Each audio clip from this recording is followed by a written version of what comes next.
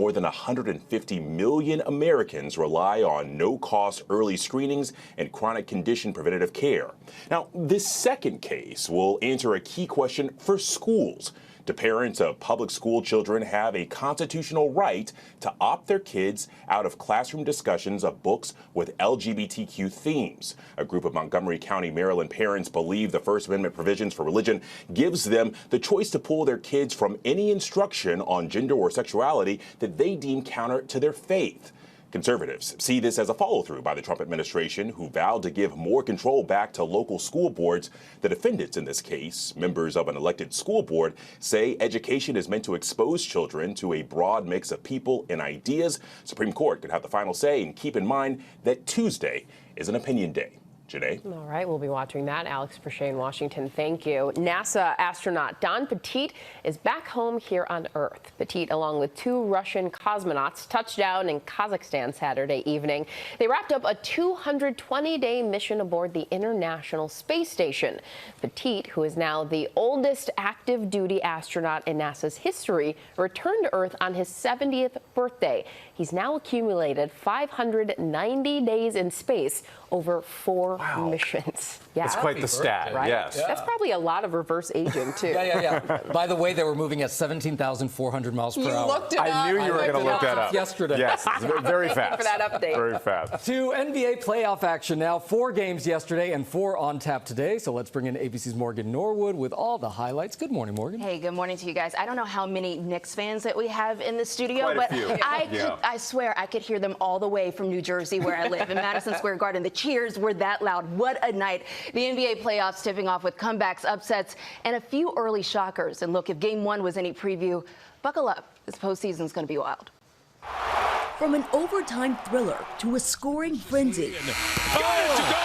This morning, the NBA playoffs are officially on, with the opening round tipping off with 4 Saturday games. At Madison Square Garden, the Knicks looking to set the tone early against the Pistons. But it was Detroit who jumped out front. Tobias Harris putting up 22 points in the first half, including this 3 from deep to tie up the game in the second quarter. Harris pulls up, three-pointer, got it! Campaign answering back in the fourth, knotting the score at 98 before the Knicks caught fire. A stunning 20-0 run, sealing the deal for New York. A huge fourth-quarter comeback. It's a fourth-quarter avalanche for the Knicks. The Knicks winning it 123-112. Staying in the East, the Indiana Pacers taking full advantage of a shorthanded Bucks squad, rolling to a Game 1 win, 117-98. Milwaukee's missing star guard Damian Lillard, still recovering from a blood clot and expected to return later this series. Pascal Siakam leading the charge for Indiana, finishing with 25 points and 7 rebounds. In Denver, the defending champs picking up right where they left off. The Nuggets taking Game 1 in an overtime thriller over the LA Clippers. Christian Braun coming up clutch, knocking down the dagger 3 to put Denver up 4 with less than a minute to go. And with the game on the line, Russell Westbrook sealing the deal, forcing the turnover with the clock at just 10 seconds in OT. On to the Lakers and Timberwolves. Reed out to the three-point line. Splashdown. Minnesota taking the lead early. Luka Doncic now suiting up for the purple and gold, shooting this half-court shot to end the third. Got it to go. Off glass at the buzzer. LA Laker Luka Doncic. Does that still sound a little bit weird to you? A little bit. ESPN's Malika Andrews sitting down with the All-Star after his blockbuster trade. While Luka admits it was a shock. Crazy shock, and I felt like my heart was broken, honestly. Doncic dropping 37 points on the Timberwolves in his Lakers playoff debut, but it wasn't enough. The Timberwolves going on to win 117-95. And again, a big night for Luka, but a tough start for the Lakers. Of course, you can catch more NBA playoff action right here on ABC, starting with the Thunder against the Grizzlies at 1 p.m. Eastern. So going to be really exciting. Yeah. Really sad for Luka. Yeah. Officially off He'll to the come back. races. He will. I think so. Thank you, Morgan. Appreciate it. Coming up here on GMA, a look ahead to closing arguments this week in the latest trial of convicted killer Lori Vallow Daybell as she defends herself against a conspiracy charge. And we are live in Japan for the Star Wars celebration, hearing from the stars of, wait, help me with this. Andor and Ahsoka. Yes, and binge this, what you just have to see this weekend. I'm actually going to go see Sinners. Today? Yeah, we are. Ooh. So binge this with us next here on GMA on this Easter Sunday.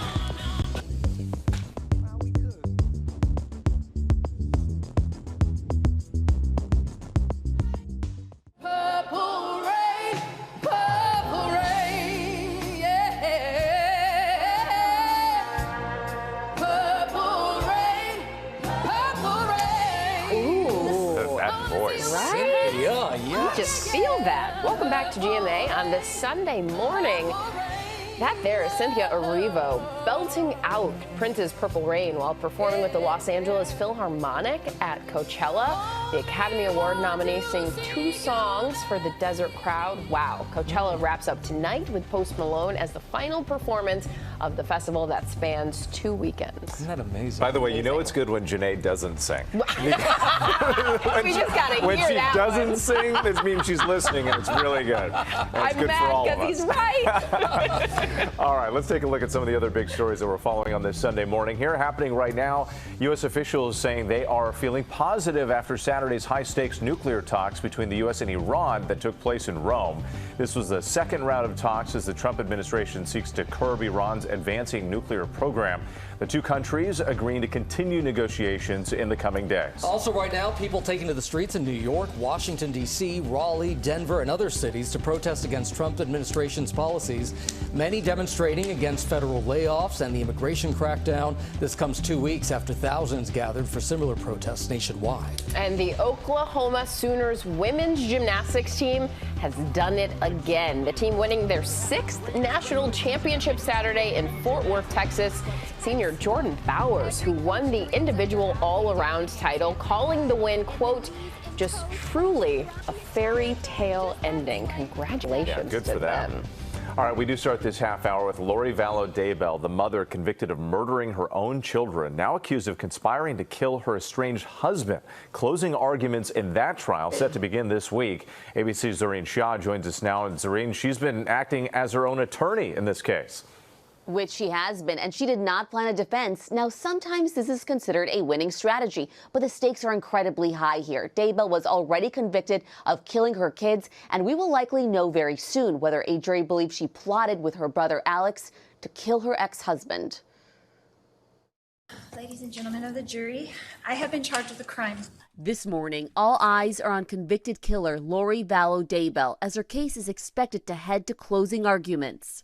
Daybell, who is representing herself in court, is anticipated to rest her case Monday without calling any witnesses.